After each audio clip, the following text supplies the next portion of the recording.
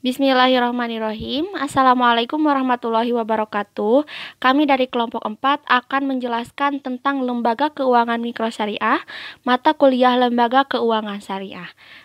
Sebelumnya, izin memperkenalkan diri. Perkenalkan, nama saya Betre Intan Nurafiati, NPM 191002064.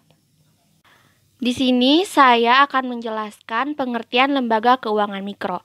Lembaga keuangan mikro adalah lembaga keuangan yang khusus didirikan untuk memberikan jasa pengembangan usaha dan pemberdayaan masyarakat, baik melalui pinjaman atau pembiayaan dalam usaha skala mikro kepada anggota dan masyarakat, pengelolaan simpanan maupun pemberian jasa konsultasi pengembangan usaha yang tidak semata-mata mencari keuntungan. Sedangkan lembaga keuangan mikro syariah (LKMS) merupakan LKM yang menggunakan prinsip-prinsip syariah. Selanjutnya, dasar hukum pendirian Lembaga Keuangan Mikro. 1. Undang-Undang Nomor 1 Tahun 2013 tentang Lembaga Keuangan Mikro. Yang kedua, Peraturan Pemerintah Nomor 89 Tahun 2014 tentang suku bunga pinjaman atau imbal hasil pembiayaan dan luas cakupan wilayah usaha lembaga keuangan mikro. 3. Surat Edaran Otoritas Jasa Keuangan atau SEOJK Nomor 29/SEOJK 05/2015 tentang laporan keuangan lembaga keuangan mikro. Yang keempat, Peraturan Otoritas Jasa Keuangan atau POJK. Selanjutnya, tujuan, bentuk, dan operasional LKMS. Tujuan LKMS: 1. Memecahkan bersama kebutuhan modal yang dihadapi warga selaku pengusaha mikro atau kecil sebagai bagian dari pelaku ekonomi negeri. Yang kedua, membantu memecahkan kebutuhan modal bagi unit usaha unggulan yang dijadikan oleh anggota dan masyarakat. Yang ketiga, membantu memecahkan kebutuhan dana mendesak yang seringkali dihadapi warga sehingga dapat menghindarkan mereka dari rentenir yang menjerat dengan bunga tinggi. Adapun bentuk LKMS: 1. Koperasi, dan yang kedua perseroan terbatas. Selanjutnya, operasional LKMS. 1. BPRS sesuai Undang-Undang Nomor 21 Tahun 2008 tentang Perbankan Syariah diatur dalam pasal 21. Yang kedua, BMT sebagai Baitul Mal atau sebagai Baitul Tamwil. Yang ketiga, koperasi sebagai penghimpun dana, investasi pihak lain, dan penyaluran dana.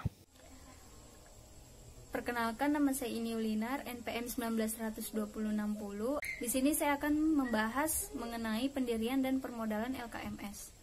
Pendirian lembaga keuangan mikro itu paling sedikit harus memenuhi persyaratan. Yang pertama, bentuk badan hukum.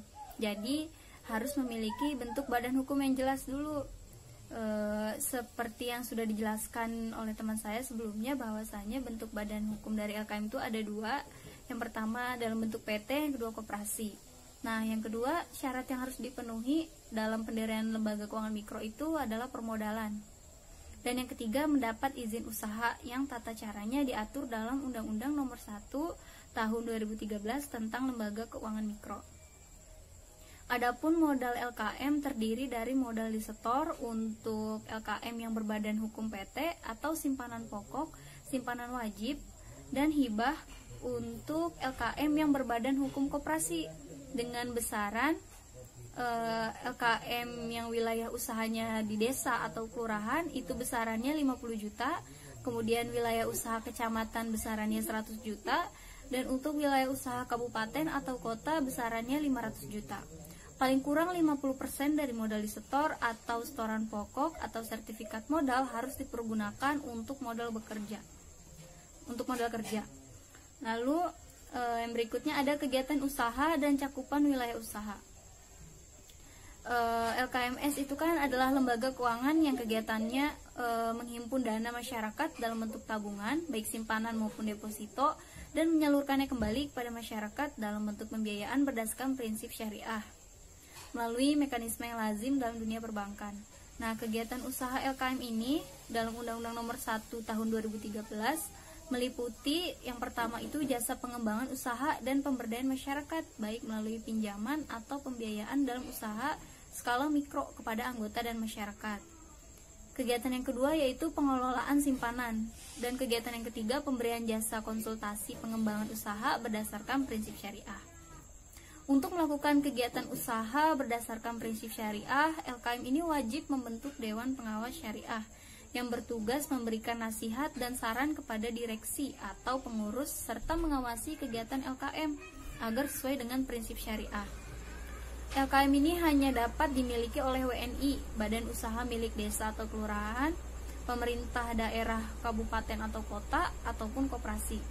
Jadi untuk warga negara asing tidak boleh memiliki LKM. Adapun cakupan wilayah usaha suatu lembaga keuangan mikro itu berada dalam satu wilayah desa atau kelurahan, kecamatan, atau kabupaten dan kota dengan skala usaha masing-masing LKM. Kemudian kepengurusan LKMS. Kepengurusannya juga diatur dalam Undang-Undang Nomor 1 Tahun 2013 tentang Lembaga Keuangan Mikro. Ada pada bab 3 tentang kepengurusan, bagian ke-1 tentang direksi dan dewan komisaris. Seperti lembaga-lembaga keuangan pada umumnya yang harus ada direksi dan dewan komisaris, di mana persyaratannya itu harus dipenuhi tercantum dalam pasal 10 dan pasal 11. Nanti teman-teman bisa melihat sendiri Undang-Undang Nomor 1 Tahun 2013-nya. Nah, sedangkan pada bagian kedua pasal 12-nya itu membahas tentang kewajiban LKM untuk membentuk Dewan Pengawas Syariah. Nah, dan tata caranya itu, tata cara pembentukannya beserta tugas DPS juga diatur di dalamnya secara rinci. Sekian pembahasan mengenai pendirian, permodalan, kegiatan usaha, dan cakupan wilayah serta kepengurusan LKMS dari saya. Terima kasih. Bismillahirrahmanirrahim. Sebelumnya izin memperkenalkan diri. Nama saya Ganis Abdul Malik, NPM 1912552. Di sini saya mencoba menjelaskan tentang peran LKMS atau Lembaga Keuangan Mikro Syariah dalam pembangunan nasional. Apa aja sih peran LKMS ini? Peran LKMS ada 4. Langsung saja kepada yang pertama. Yang pertama, mengurangi kemiskinan. LKMS menjadi agen sosial dalam mengurangi kemiskinan adalah tujuan utama lembaga keuangan mikro syariah. Hadirnya LKMS diharapkan dapat melepaskan ketergantungan rentenir dalam memenuhi dana dengan segera.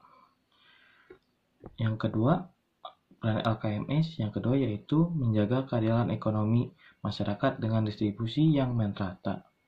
LKMS dapat menjadi penghubung antara kaum kaya, kaum miskin, dan diyakini dapat menjadi alternatif untuk memenuhi keadilan dan kesejahteraan bagi masyarakat. Untuk peran LKMS yang ketiga yaitu memperdayakan masyarakat.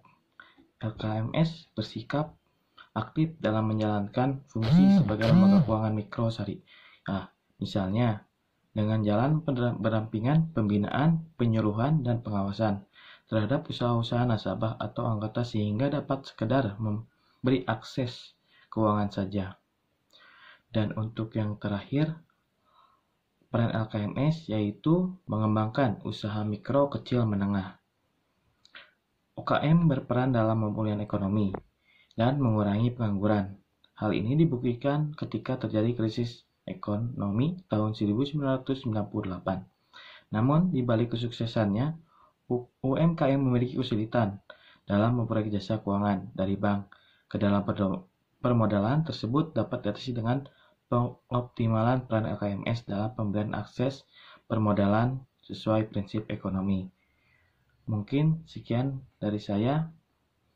Mohon maaf jika ada kesalahan kata ataupun akhirul kalam. Wabillahi taufiq wal hidayah. Wassalamualaikum warahmatullahi wabarakatuh.